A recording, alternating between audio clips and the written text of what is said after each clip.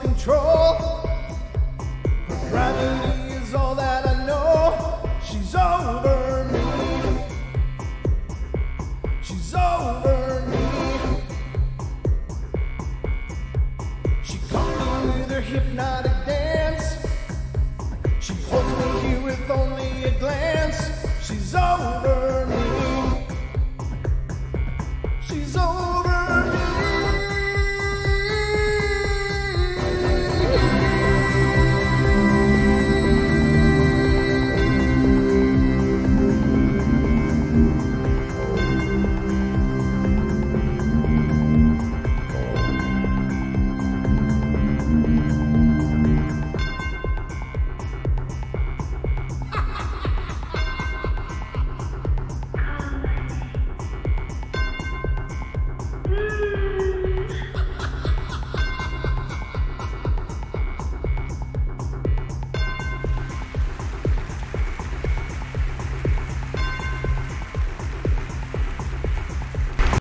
And welcome, ladies and gentlemen, to the Paranormal Portal Bedtime Stories from Beyond.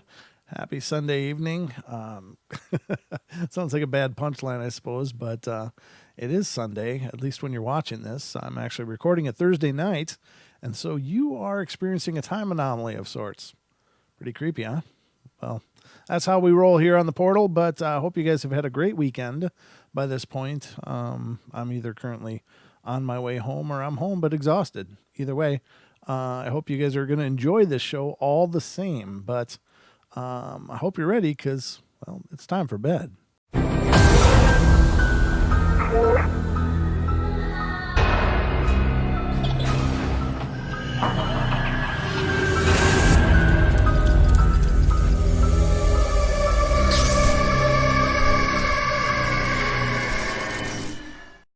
All right, ladies and gentlemen, I guess we are now underway on the Bedtime Stories from Beyond.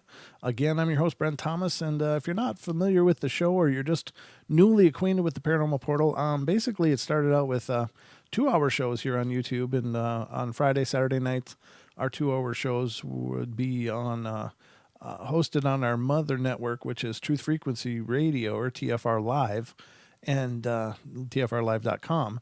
And then as broadcasted as well on the affiliate stations, which are on iHeart, TuneIn, and TalkStream Live. But then we added a 2-hour Wednesday show as well, and just because it kind of felt like a long stretch between Saturday to Friday, so we wanted to just do a little more and get in touch with you guys a little more often. And then we were doing that for a long, long time, and I thought, well, you know, what about doing a little shorter format shows? And because doing the Portal is something I'm just absolutely passionate about, and I love doing it, and I love reaching out and being in contact with you guys. So I decided to add these 1-hour, well, they're basically 45-minute to 1-hour segments called the Bedtime Stories from Beyond, and they happen on Sunday night, Monday, Tuesday nights, and Thursday nights. And so there's basically a Portal 7 nights a week, as well as the podcast, which we release on all. You can find us on all major podcasting platforms. If you haven't already, you can find us on iHeart, iTunes, Pandora, Spotify, you know, wherever you find podcasts, you will find the Paranormal Portal, and special thanks to Revolver Podcast for making that possible. But it was our opportunity to just do more, to remain in touch, and to expand all that is the Portal. So hope you guys don't mind, and I hope you guys are enjoying the journey. But we are going to get underway here and have a good time, hopefully. But I got some stories pulled up for you that I hope you will enjoy. And the first story tonight comes out of Indiana. And it says, I tried to do what my mom calls an overview on my last story, but I missed a lot of stuff that happened in that house. And I told you about, this is allegedly somebody who had submitted a story prior, and I'm sure I probably had read it on the air already. So I apologize if it references another story and we're not really clear on what that story is as of right now. I just pull these stories up at random, so wherever I find them. So I told you about the boy who had only come out of the closet, but I only just started to tell you about the woman who looked like a man trying to dress up like a woman. Told you about the woman who looked like a man trying to dress up like a woman. Oh, so it was apparently a very masculine woman, I guess. spirit. I don't know. I mean, not that I'm mocking that. That's fine. People can be whatever they want to be. But anyway, I've not normally heard too much about that in the spiritual realm. But anyway, on the first floor of the house was a woman who usually stayed between Papa's bedroom and the bathroom. Two doors led to the bathroom, one in Papa's room and one through the kitchen. And whenever I did something wrong, I would have to sit on the couch in the living room until I was ready to say sorry. After a while of doing this, a woman started to sit with me. And I can't really describe her face because it was strange. She looked like a man dressed up with makeup. She even had a small mustache. She was kind to start, except for her creepy smile. She never said anything, just sat there with me, and I started saying sorry pretty fast because I couldn't figure out her at all. We had some people over for a cookout, and we're in the living room eating when my aunt kept looking at the TV when it was off, and I asked her what she was doing, and she said she was trying to figure out whose reflection she kept seeing walk in front of the couch. Everyone was sitting down. When I was taking showers or baths, I could see the mirror on the back of one of the bathroom doors, and she wasn't there all the time, but she would visit me in the mirror. And one day, in the fog of the window, it said, "Hi." I thought Mom was playing with me and told her to quit when I got out, but she didn't do it. Mom was pretty big on not lying, so I know she didn't. After a few times of this, I said hi and finished my shower. The mirror then said, "You can see me." I tried to look out of the corner of my eye while getting ready by the sink, so all I said was, "Yes, but I don't like to." I told my mom, and she stormed into the bathroom, and she ran the shower for a while and sat on the toilet to wait. The toilet was directly across from the mirror, and the mirror told her to leave. We couldn't see it right, just saw the writing when it was done. We do not know how this was done. My mom's friend Brenda from work told Mom to give me a pen and a paper, and I sat in the dining room table while Mom asked questions and Brenda watched. I got lots of scary answers. The thing did not like either Brenda or Mom and swore at them. Mom and Brenda tried lots of things to get rid of her, but it wasn't until Mom decided to let Brenda and her friends do a house blessing that things got weird. I had to help with the blessing because I could see the things, and we used holy water, salt, burning sage, and chanted while walking all through the house. In my room, the boy just hid. He just felt sad, and we told the things in the house that if it was good, it could stay, but if it was bad, it had to leave. When we got to Papa's room, a scream started and did not end until we got into the basement. It sounded like we were killing someone. My dad had to find something upstairs in a hurry for Brenda, and he said that someone really strong pushed him up the stairs. And when he got a couple of steps from the top, something yanked his leg out from under him. When Mom ran up to see what had happened, he was knocked out. In the basement, the lady said it was like a meeting place. I forgot the word, but a place where ghosts can come and go as they pleased. They thought this was how the lady got there.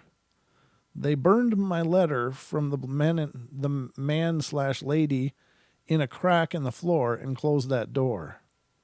Things stopped for a while after that, but didn't all the way, and 3 years after we left that house, it is still up for sale. People come and go, but nobody stays. Yeah, that's pretty creepy. I don't know. A solid cleansing like that sounds like they knew what they were doing, but apparently it was a pretty strong connection there that they had to get rid of. And oftentimes, ladies and gentlemen, a cleansing isn't always solid in one shot. You sometimes have to repeat and repeat. And oftentimes, even using different modalities, like having a shaman come in, plus a priest, plus a paganist, can oftentimes in concert close something. But there are times when one simple cleansing will not do it, or one simple blessing or exorcism won't do it. So It depends on how powerful the whole connection is to that place. The next one's coming from Texas. It all started when I was 12 or so, but I'm 19 years old now. And as a child, I experienced a lot of awful things, such as almost being kidnapped, running away and losing a very loved pet. I was very depressed when my dog Bailey died, and I became really angry at the world and, well, God as well. I just didn't understand why God would take something so precious to me. I began acting out towards my parents and to my friends and even my teachers. I know it may sound ridiculous to some of you. Oh, wow, this girl's retarded. She's mad at the world just because her dog died. And ladies and gentlemen, I did not write this, so I can't be held responsible. I'm just reading it. I don't really care for words like that, but, well, what do you do? But the dog was everything I had. I didn't have many friends in school, and my family would ignore me a lot since I'm the middle child, so you get the idea. Of course, I got over it, but then my other dog died. Well, he had to be put down, internal bleeding, and I couldn't just stand there and watch them euthanize him, so I stayed home. Later that night, I was in the kitchen minding my own business, plus doing my homework, when I heard a dog barking, and I thought to myself, okay, that's weird. Sounded just like Roy, the dog that got put down. So I opened the back door, leading to the backyard, and look around, and I didn't see anything, so I turned around to go back inside, and to my surprise, there he was, wagging his tail and everything. At this point, I thought I was going crazy, but he really was there. I was so happy to see that he looked like he was at peace and no longer suffering, and he stayed for a while. I was crying and saying my goodbyes and that I hope to see him again. He gets up, walks a little further away, looks back at me, barks, and then he disappears. That was the last time I ever saw him. But every now and then, when I get gloomy, I hear him bark. And sometimes when I go out for a walk in the night, I hear little doggy footsteps as if he's walking right next to me. Oh, that's cool. My mom has a little, or had a little white dog. I can't remember what kind of dog it was. What was a Bichon? No, that's the dog she has now. I don't remember what kind she had. Maltese. It was a Maltese. And my mom and this dog were very, very close. They just had this really cool bond, and it was really her dog. And he got sick from something or another, and I don't recall what he had, but they really did everything they could to save him, and lots of vet visits and specialists and stuff. Well, he did end up passing, and really broke my mom's heart, really broke my mom and dad's heart. They both really loved this dog. And my mom still says that at night, every once in a while, she'll feel him jump up on the bed, walk around like he always did, find his spot, and then plop down, like he's still there with her somehow. And I think that's a beautiful thought. You know, I've lost pets as well, and it's really a heartbreaker. It's really tragic and painful. But it's nice when we get those little reminders that they might still be there. They might still be there, but they're just a little out of phase from us, maybe, or something. But it's hard to know. But I like to think that. And I think those, there's nothing wrong, even if it's not necessarily true. And I don't pretend to know. I think it is. But if it's not necessarily true, it's one of those beliefs that it's okay either way. If it gives you peace, it's a good thing. So the next one is from Washington. A few months ago, I took a job as a security guard at a Longview Fiber in Longview, Washington. The job absolutely sucked. It was the most boring thing I've ever done. I worked the graveyard shift from 12 a.m. to 8 a.m., and my job consisted of walking half the property of the paper mill 5 times each night. And it was about 16 miles of walking per day. And during my rounds, I had to enter each building, walk through it, and exit on the other side of it. And after doing this for a week or so, I began to notice some unexplainable things. The first thing I noticed was in the garage. The garage was a building where forklifts and heavy equipment were maintained, and it was built in 2 sections. There was an old section that was built many, many years ago, and a newer one that was built probably within the last 20 or so years. And these 2 sections were not separated by doors or anything like that. The new section was basically just an addition to the old building, and there was a large passageway that connected the 2 parts. During my rounds, I wasn't required to go into the newer section, but after a few nights, I figured I'd go look around, and as soon as I entered the newer section, a loud banging started. And I just kind of shrugged it off as creaking pipes or something and went on with my shift. The second time, I noticed something weird. I was in the garage again, and when I went in the garage, I was supposed to enter at one door and walk across the old section and exit at the other end. Near the exit door was a counter, and on top of the counter was a large cupboard full of empty pop cans. Someone must have been recycling, and well, one night, as I was walking towards the exit door, about 15 feet from it, that cardboard box scooted off the counter and onto the floor, and the pop cans went everywhere. That's not good. I was looking at the box as it fell, but rather I wasn't looking at the box as it fell, but rather the ground ahead of me. I was bored and just stared at the floor as I walked, and now I wasn't looking straight at the box, but it was right in front of me, and I swear, after that box fell, I saw a shadow zip away from it to the left. I thought it must have been a pop can that rolled away really fast, but looked and there was nothing that went that way. Then I shrugged it off, thinking it must have been a mouse or something. A mouse. Wow, that's one hell of a strong mouse. The third time I noticed something weird, I was once again in the garage. And let me explain the layout a little further. When you walk into the entryway, there's a flight of stairs in front of you. And at the top of the stairs is a storeroom, and the door to the room is always supposed to be locked. Well, one night I walked into the garage and saw the door to the storeroom wide open. I went up the stairs to check the room to make sure no one was in there, and immediately as I walked in the room, I felt someone breathing on the back of my neck. No, that's not good. I also had an overwhelming feeling that someone was watching me. Of course, that could have had something to do with the breath in the back of my neck, but needless to say, I got the hell out of there real quick. After having quite a few experiences, I brought it up to my coworkers, and turns out every one of them except for one had numerous experiences. In fact, there were several that would refuse to enter certain buildings after dark, and we exchanged stories and found that we all had experiences in the same places. One guy said that he saw some storeroom door open that I did, and as he was watching, he saw someone walk across the doorway, but he went up and checked the room and no one was there. Another lady had seen a figure in some steam outside the garage, and I'm not really one to be scared by this stuff, so I got pretty curious. The next time I was in the garage, I made sure to go visit the new section, wondering what I could find out about the loud banging in there, and I started by standing on the edge of the new section and the old section. And I was on the side of the old section, and I stood there a few minutes and listened really quietly. It was completely quiet. You could have heard a pin drop. Then I took one step into the new section. I stood there for a few seconds, and the loud banging started. That particular day, it sounded like someone was hitting the metal siding with a big chain. So then I stepped back into the old section, and the banging stopped.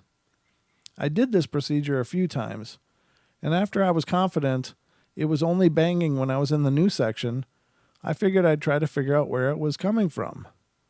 I wasn't successful. The banging would move as you walked through the building. I always seemed like it was coming from the wall near you, but when you got there, it's coming from somewhere else. Just a little creepy, huh? A week or so later, I used my cell phone to take some video of the banging. Obviously, all there is to see is the inside of the garage, but you hear the banging. But there's something weird about it. There's tons of static. It almost drowns out the really loud banging, however, you can still hear it. I've heard that if you slow down the sound, the static becomes an audible message or something like that. At the moment, I can't transfer the video onto my computer. I need a cable, but when I can, I'll post it here. I've had several more experiences at this location, including a light show, but I'm getting tired of typing now. Maybe I can add to it later. I'll post the video when I can, and apparently he never could because this story is from 2007, and it's been a while. I'm sure I'm sure he's been through a few phones since then, or she, but whoever it is. Very interesting story, though. This one's coming from Arizona. We don't see stories from Arizona very often, so this is kind of cool. In Arizona, my grandma's been dead for about a year, and she was born and raised in Japan. And during the time before the Oban, legend says that your ancestors are around you, and they return at the end of the dancing festivities. It says your ancestors are around you, and they return at the end of the dancing festivities. I never believed in all of that, but during last year's Oban, O-B-O-N, I'm not sure what that means. Must be a festival. My grandmother was being honored, and I was attending. I was helping take care of my aunt who didn't speak any English and was bedridden, and my 3-year-old son came in the room one day, and he said to me, "Mommy, there's a lady in the bedroom." He was talking about my grandmother's old room, and I was caught off guard, and I began to ask him questions and describe her, and I asked if she was nice or mean, and he said she was nice. And then I asked if she looked like me or like my elderly aunt. And he said she looked like my aunt, and promptly left the room. I got up and walked towards the other bedroom, and I heard my son talking to an older woman. The room was dark, but I saw him sitting on the bed, swinging his legs as he talked. I heard both voices, and it was my grandmother's voice. I couldn't hear what they were talking about because my aunt called me, but when I got back into the room with her, she stopped me from scooping up more food, and she held my hand and told me that my grandmother would take great care of him and not to worry. She always had a connection with my grandmother, and there were times that I'd hear her talking to what seemed like herself, and it lasted about 30 minutes, and I would hear my son and the woman laughing and playing. I didn't know how I could explain it, but I knew that it made my son feel safe, so I accepted it. My son seemed to be the only one that could see her, but during the trip, a blanket appeared when I woke up in the morning that I hadn't put there. Also, she protected him when my father and I had a big fight, and he didn't hear all the yelling and slept like an angel through it. I like to think that she was there to protect my aunt, but she was able to get to play with my son as a bonus. Ever since then, I've wanted to know all that I can about her, and it warms my heart to know that she was there. Yeah, that's a beautiful thing. That is a wonderful, beautiful thing. Sorry, my eyes are a little glazed. I've been at this a while. This is the second show in a row. And reading stories, as much as I love it, I should probably get checked for a better prescription of glasses. I maybe, I noticed as I get older, I used to be able to read really small print, like on coins and labels on small packages and stuff, but now it's like, it's the years catching up with me, I guess. It catches up with all of us eventually. And this one's coming from Washington. I'm not really sure whether or not to consider this a ghost story, but you can read and let me know. And I'm 17. I am young, and I was younger then.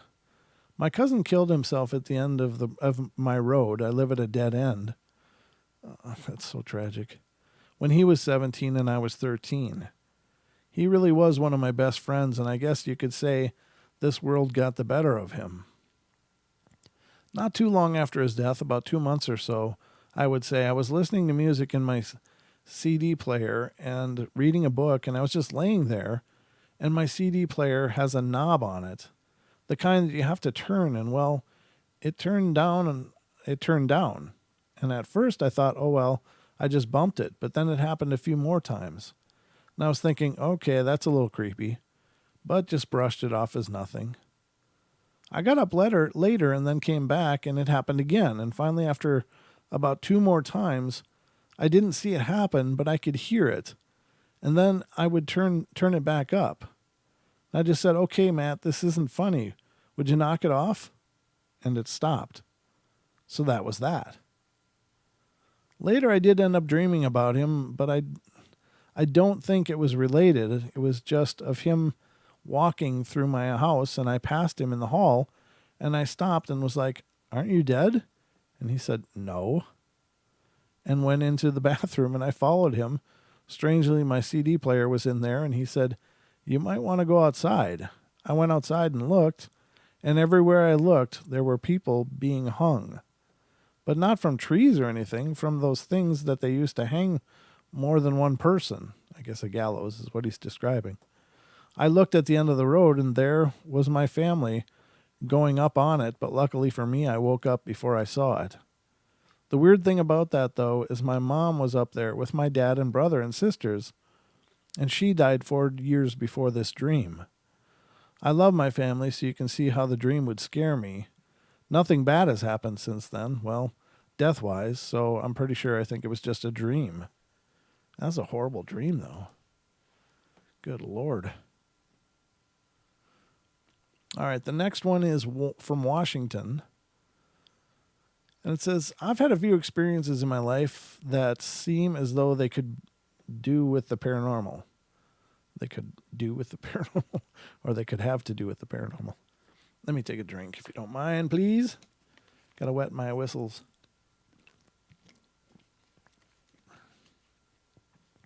There, that's better. I had like a little throat burp there. That was the funniest sound. Sorry. It's funny how things amuse you after a while, but I have a few experiences in my life that seem as though they could have to do with the paranormal. I also, in my life, have experienced a few close deaths. The story I'm about to write now seems to me like it could be something to do with it. Earlier this year, a few times actually, I was laying in my room in the dark, and I would look at my door and see a man in plaid. I thought nothing of it. I just thought my eyes were playing tricks, right? Well, maybe. It happens in the morning. My door is always loose. It creaks open in the middle of the night, so when I wake up in the morning, it's open. But that's just my door. A few times I looked out, and there was a man in red plaid. I don't know what to do. It terrified me, but I didn't feel threatened. You couldn't really see the rest of him. And of course, he was nearly completely transparent, but you couldn't notice his plaid shirt, and his face was somewhat visible. Now, I was freaked out. I told my boyfriend about this, and he was just like, ooh, creepy. No help. I was talking to someone later, not necessarily about this, and they told me that my grandpa had died not too long ago. He was a logger who had gotten paralyzed years ago and had left my grandma, so I thought that was a weird coincidence. It didn't happen more than twice, but there was this time when my boyfriend was standing by my door. My room is tiny, so he didn't need to come close. Just ask me a question, which is what he was doing, about what I don't remember. And this hand came through the door by his head. I freaked out, and he just asked me what I was freaking out about, and I told him. And he was a little freaked out, but you would be too, more than likely. Well, it's creepy to see a ghostly hand reaching for anybody. Yeah, that's, ew. I don't know. It sounds terrible, I guess, because, quite frankly, ghosts in most cases were actually people. They were just people who had lived their lives and for whatever reason may be sticking around. They might be just visiting, but people are people are people are people, living or deceased. They're still people. And so, I don't know. It's just the idea that it's the unknown. It's the unquantified part of our reality that we just don't quite understand. So I think we have a feeling like, whoa, don't touch me, because what does that mean? What are you going to feel? And most often when people are touched by spirits, they feel it like, there's the classic pokes. I mean, more people than not, probably throughout the course of their lives, have been poked, I really think it's a really, really common experience, and most of us just chalk it up to, well, that's just nerves or something weird in our anatomy, just triggering a nerve pulse or something. But what if it's not? What if it's really like someone tapping you, trying to get your attention? Maybe we've all been touched. I don't know. And then there's the stories of people having been attacked and finally reaching a point where they decide to really defend themselves and swinging and actually connecting, making contact with something that isn't there or shouldn't be there. So there does appear to be I don't know, almost a physical dynamic to these apparitions, and I don't understand it. Please understand that I don't know what to think about that. But I've never connected with a spirit. I've never swung out with a fist at a spirit. But allegedly, it happens that people sometimes actually hit something. Anyway, the story's coming from New York. How long have we been at this? About 31 minutes. Well, time flies. How long is this one? This one's pretty long. This one's going to take a little bit. So I hope you're not in a rush or anything. I've always had a connection with my family and the paranormal. My grandmother was sorry, it was almost a burp. But my grandmother was a sensitive, and my family lived in a haunted house for several years in the 90s. Recently, I had an overt encounter with an unexplainable human life force. Since then, I've felt more aware and tuned into the supernatural undercurrent. I believe now that the more alert you are, the more you may see or feel. For example, I lived in an apartment in Brooklyn, New York. I moved into this place in the spring of 2002. I lived on the first floor and would experience strange things. Often I'd be sitting on the couch, and there I would when I would feel something lightly tap the top of my skull. We just talked about this. Now, ladies and gentlemen, I need to say this. This is honest to God. I never read these stories prior to pulling them. I just click at random on these lists of different stories from different sites. And I have no idea what I'm about to read, but more times than not, I will say something that will correlate to something we're about to read. And or a whole theme will develop around some idea that I had. And so I'm not trying to blow my own horn by any means, but I just think it's that weird serendipity or that weird synchronicity that seems to really be profound when dealing with the paranormal. I don't know. So I would feel something lightly tapping the top of my skull. Once I felt a brush of cool air immediately before being tapped.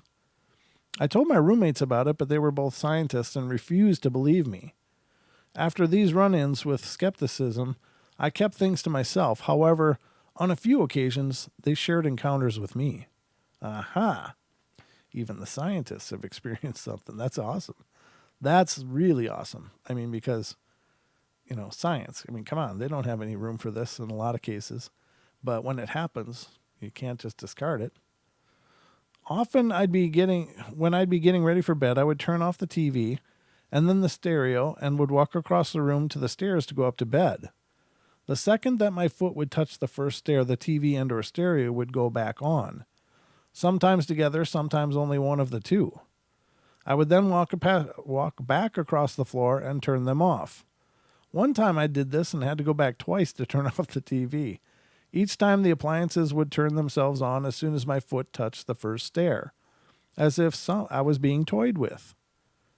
One of my roommates saw this happen once, and while he found it difficult to explain, would still not believe our house was haunted.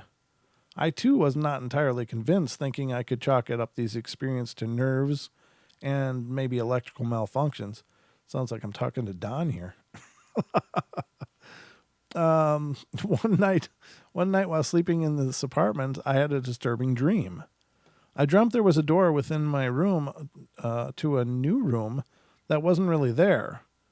There was incredible light blasting through the cracks around the door frame. In this dream, an overpowering force was pulling me up out of my bed towards the door.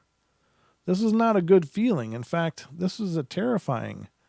When I woke from this dream, I was sitting halfway up in bed, as if I was really being pulled by my chest out of the bed. It was like I was awoken in the middle of a sit-up.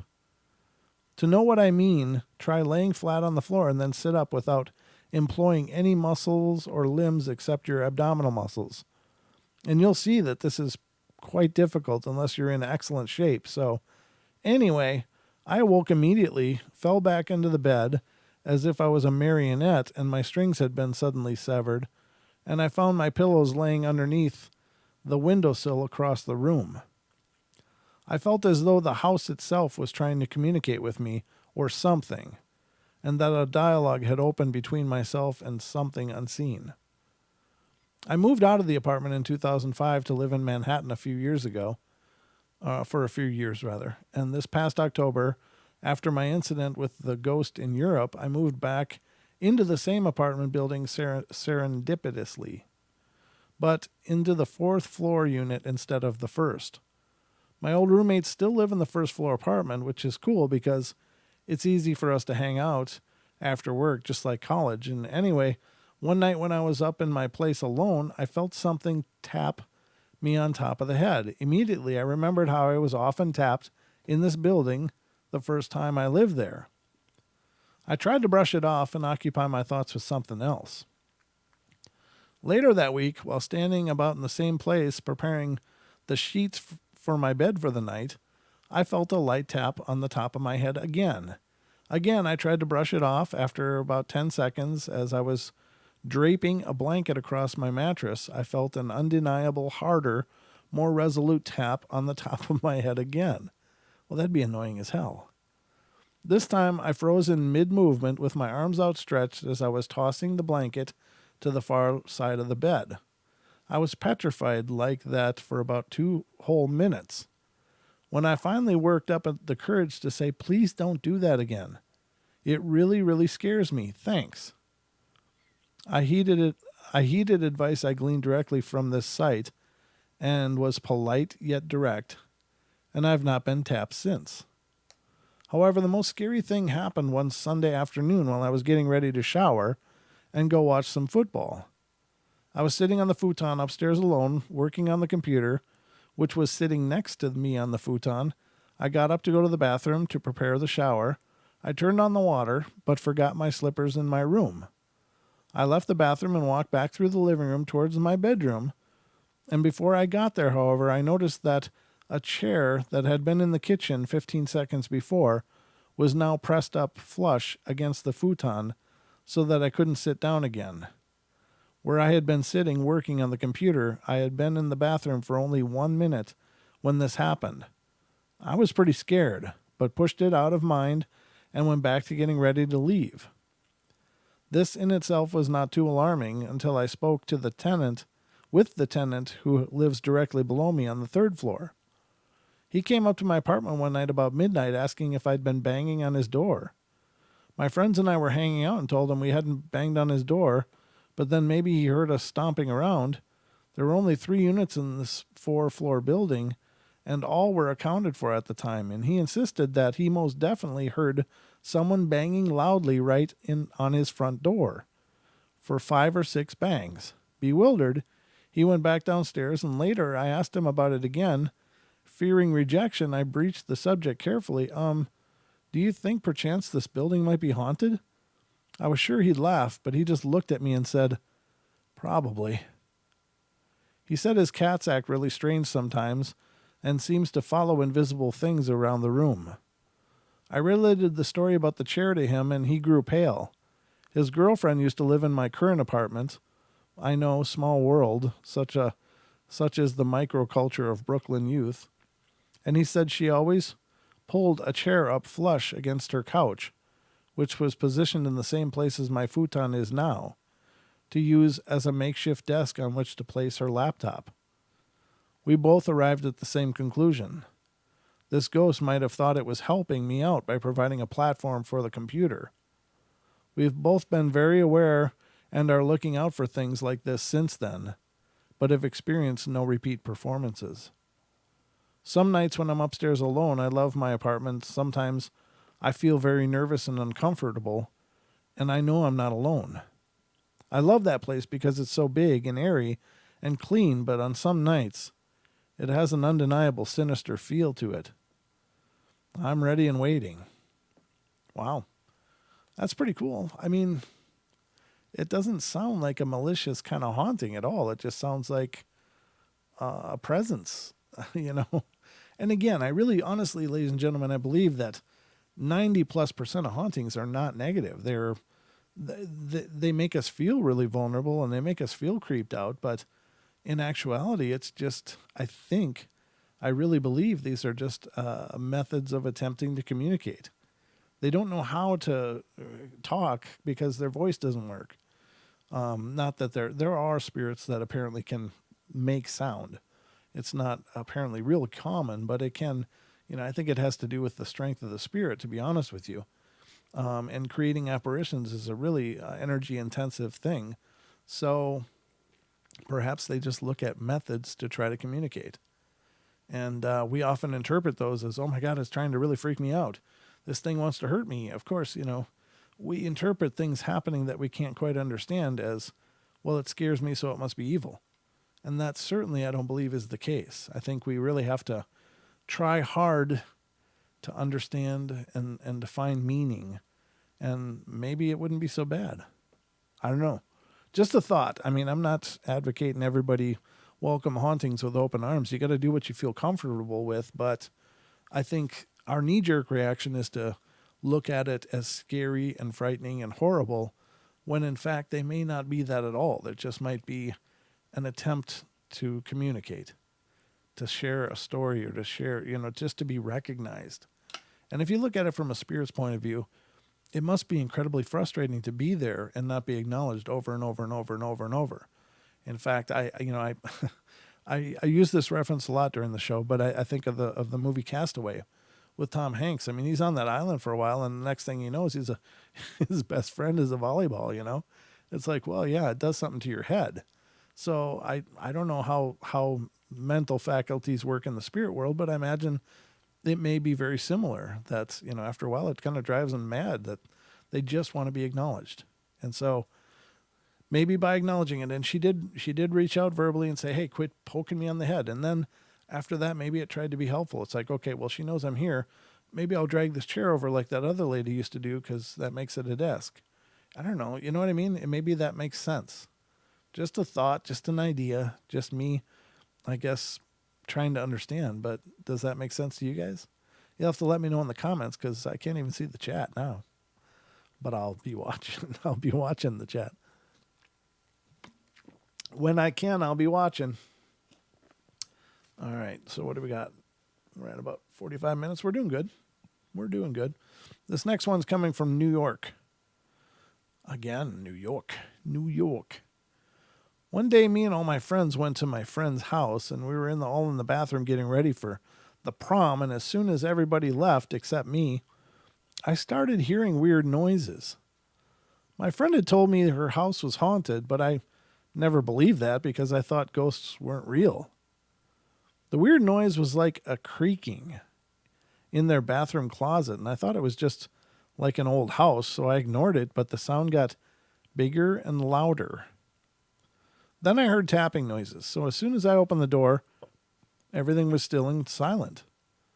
This happened like 6 more times, and like always, I would open the door and nothing had happened. Except the last time I did, and everything came piling out. As soon as we got back to school the next day, we all went into the girls' bathroom. Of course, rumors have it that it's haunted, but that's another story. All my friends left at the bell, except one and me. And as I came out to wash my hands, she ran out in tears, freaked out. I tried to stop her, but she was too fast for me, and all of the sinks started turning on one by one. And then all the blowers were on, and as soon as I knew it, the toilets were flushing uncontrollably. The lights started to flicker, and I was so freaked out that I ran out and tried to find the friend who ran out in tears. As soon as I found her, I asked why she left, and she said she saw someone staring at her through the last stall window. And she said that he was a type of convict sort of guy by the clothes he was wearing. But I knew it wasn't.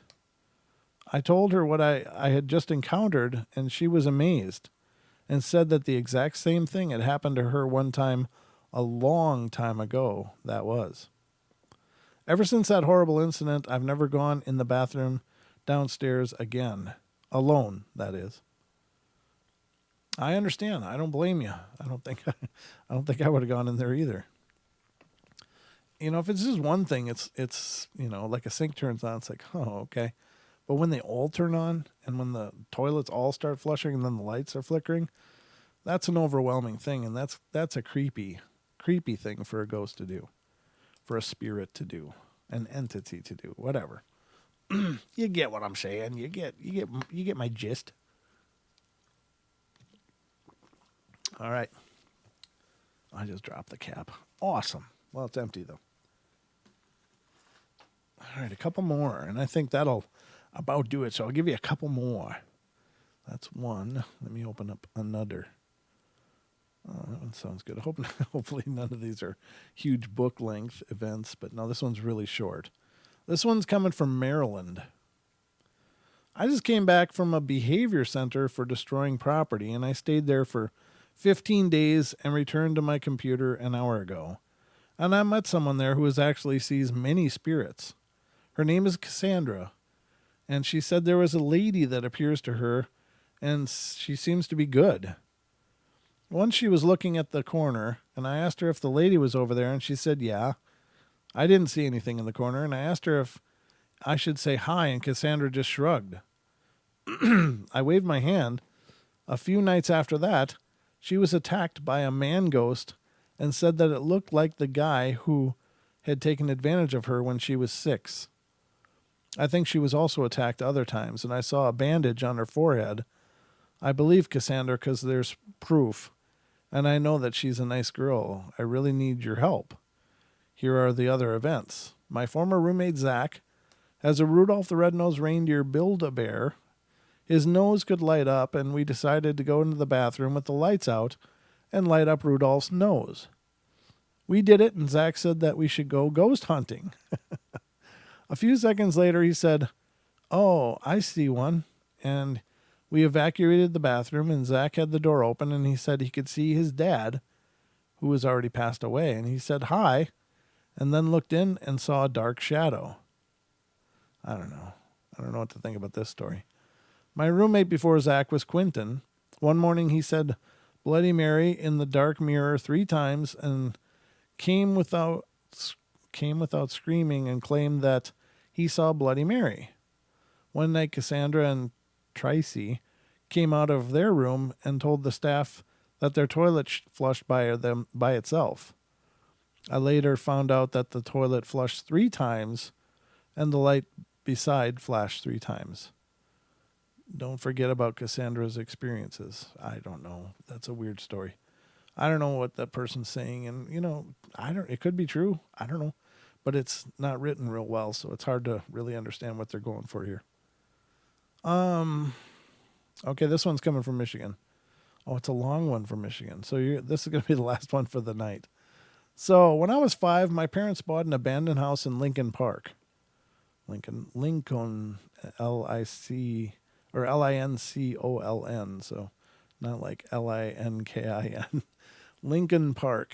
And I didn't have the typical characteristics of abandoned houses found in movies and such. The grass was overgrown due to neglect, and the shingles had a little more wear and tear than one should like, but otherwise it had a decent interior, semi-finished, though ugly basement.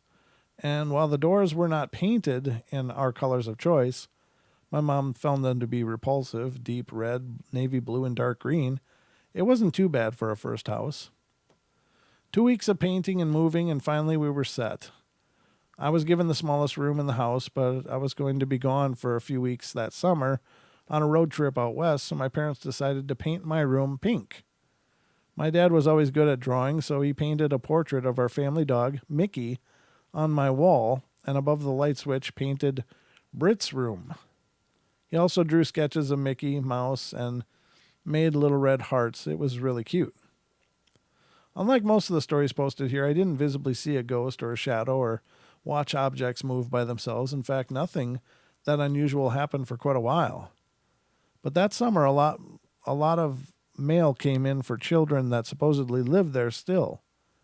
My mom would give them to me instead of throwing them away, and one of these was a book of fun stamps that someone had actually paid for a subscription to, and I thought it was odd because Odd that the parents or whoever didn't cancel the subscription before leaving. But then again, the whole idea of abandoning the house seemed odd as well. They didn't even bother selling it for money. My dad told us once, well, the realtor said they just couldn't live here anymore and decided to leave. I don't really know why. Well, given that you wrote a ghost story, I got a few guesses. As a little girl, I had what my parents would call a wild imagination. I was a kid who believed her dolls had parties behind closed doors, and the beast from Beauty and the Beast was real and was going to eat her at night. That the photograph taken of her sitting on Santa's lap was actually a magical photograph, and Santa used it to see what she was up to all the time. I actually placed it face down in my dresser when I was up to no good in order to avoid getting a spot on the naughty list. And even if I'm barely this way now, I had a lot of spooks growing up that were caused by none other than me. But then there were the 3 years spent at this house on Buckingham, the Buckingham Palace we called it. That couldn't be explained by just an overactive imagination. Like most little girls, I had a cute little wooden vanity where I dumped all my fake makeup and hair stuff and the works. On this particular day, I decided I was going to be Snow White, and so I hunted down an old Halloween costume and began to make myself pretty. After about 10 minutes, I heard someone call out my name, Brittany. And I hadn't just heard Brittany once. I heard Brittany several times, each time getting louder than the last until eventually it was, Brittany! The odd thing was, this happened often. I kept hearing someone call my name, but I could never find out who it was. My parents always told me it was a neighbor or I was just hearing things, but on this day I ran out of my room completely forgetting my plans to be a Disney princess, and I didn't return for a while. I camped out on my mom's bedroom floor. As the years passed, things became a little more strange. My mom worked at a grocer nearby, but her shifts were awful. I typically wouldn't see her until roughly midnight, sometimes even 1 in the morning because I was so young. If I felt lonely or restless, I would stay up until she came in to say goodnight. But other times I would crash the moment my dad tucked me in and would almost sleep through her visit. One night, however, I was just too tired to wait up, and I slept like a baby until waking with the start. I didn't even get the chance to look around for the cause. Directly in front of my face were the eyes and nose of what I assumed to be my mom. But this wasn't really a face. It was like a blown-up image of her features, so big that it covered the entire width of my bed. And though I couldn't really see the mouth, she seemed to be smiling. I stared at this image for a while. I wasn't sleepy anymore, but I wasn't sure what to think. Was it my mom? I knew it wasn't physically her, but I was reassured by whatever reason that I shouldn't be scared, and I shut my eyes. I opened them once more, and the image was still there, but I fell fast asleep. When my mom woke me up later on that night, I told her what I saw, but she said, "You must have been imagining things again." About a year before we moved out, I began to hear my name being called more frequently, always by a female voice. I eventually gave up on telling my parents about it because they never really had anything helpful to say. I tried believing that they were right and it was really my imagination, but I just couldn't shake the feeling that someone was in my room with me. I always looked behind me when walking out of my room to find nothing but furniture and toys and pink walls, while outside I would hear my name and turn around just to find Mickey circling the grass or dead leaves or something of the like. My parents never noticed anything unusual, though, and so I carried on with my daily life. The last major event that took place happened shortly after I switched rooms with my mom. I decided one day that pink was a sissy color and blue was more my style, and my mom had a light blue room. Since we were moving out shortly, she agreed, and most of the incidents stopped. I still hear my name every now and then, but it was becoming more and more rare, and I definitely stopped seeing faces in the middle of the night, but one odd thing came in a dream. I'm sure that at least some of you remember the veterinarian Barbie, The one that came with the little plastic dog and cat and the little white case and medical tools inside. And I had a big cardboard box rather, stashed in my closet. And there I'd put all my Barbie things. And one night after securing all my toys in this box, I had a dream that, in essence, my little plastic cat became possessed. And out of a jealous rage that I played with the dog more, ran away. The last scene in my dream was of it turning its head towards me and showing me red, beady eyes before walking out of the room robot style. I woke up a little freaked. I mean, red eyes, come on. But thought nothing of it until I looked in the box and the cat was gone. Even after packing and cleaning and searching through everything, I've never been able to find my cat. I don't honestly believe the thing ran away either, but it's a little strange. It hadn't been thrown away, given away, or stolen by any of my friends. I didn't really have friends at that time, so no one ever really came over, and I had played with that cat just about a couple of days before it went missing. I was really bummed, and we moved to a nice little house a couple cities over. More stories to come if you're interested. But I couldn't shake this strange feeling that I was forgetting something important.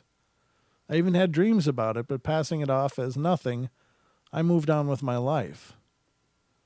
My senior year of high school came around, and while in the car with my dad, I decided to tell him about all the crazy stuff I went through as a child and all the stunts that I pulled. After a bit of laughing and a tease Brittany because she kept hearing her name all the time and saw faces session, my dad's facial expression suddenly became serious, and he said, "Remember your old bedroom?" I nodded and asked what this has to do with anything, and he said, "Well, don't get me wrong, I don't think our house was haunted or anything, but I know why the house was abandoned. The realtor told me that the former owner had committed suicide in one of the rooms. Your old room before you switched with your mom. The one I spent hours painting so that you could decide later you didn't want it anymore. Anyway, yeah, I didn't really want to tell you or your mom because I didn't want to scare you guys, but now you know. I'm sorry." We never talked about it again. Well, there you have it. Wow. That'll leave an imprint for sure. Wow. But I guess that's going to wrap up this version of the Bedtime Stories from Beyond. I hope you guys have enjoyed this show, and I hope you continue to support our podcast. It's released Monday, Wednesdays, and Fridays. Again, special thanks to Revolver. Make sure you're subscribed not only to the podcast, but to this channel. If you're not already, I'd love to see you subscribed and catching more of these shows. Again, 7 days a week, 7 p.m. Pacific time. There's always a portal going on here on YouTube. So would love your support and encouragement and help as we progress and grow all that is the Paranormal Portal. But I love you all. Be good, be kind, be nice. Take care of each other. Help each other out. Find the magic in every day. And remember to laugh as much as you can. And I'll be back. I guess this is Sunday night that you're seeing this. I'll be back tomorrow night for another Bedtime Stories from Beyond. So you guys have a great night. Take care, and I will see you soon. Love y'all. Sweet dreams.